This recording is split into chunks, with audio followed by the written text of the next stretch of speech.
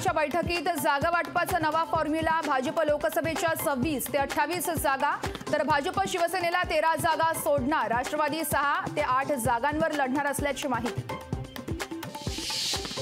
महाविकास आघाडीच्या नेत्यांची मुंबईत महत्त्वाची बैठक। जागा वाटपावरती आज शिक्कामोर्तब होण्याची शक्यता। बैठकीला प्रकाश आंबेडकर यांची देखील उपस्थिती।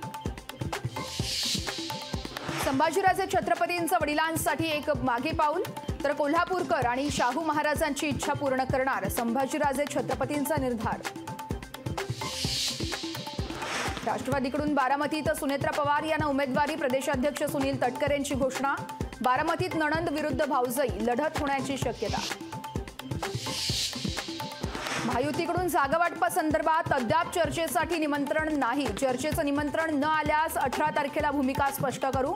बच्चू कडू यांचा महायुतीच्या नेत्यांना इशारा।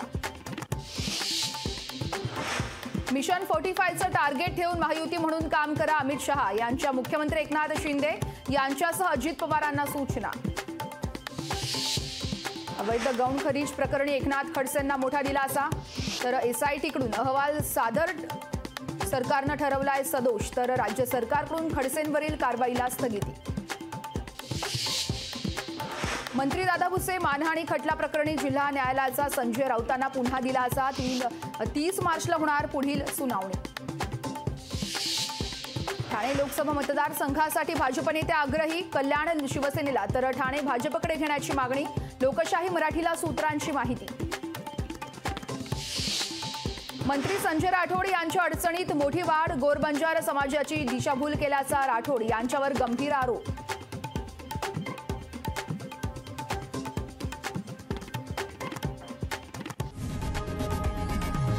लोकशाही मराठी ऐका, पहा, जागरूक रहा।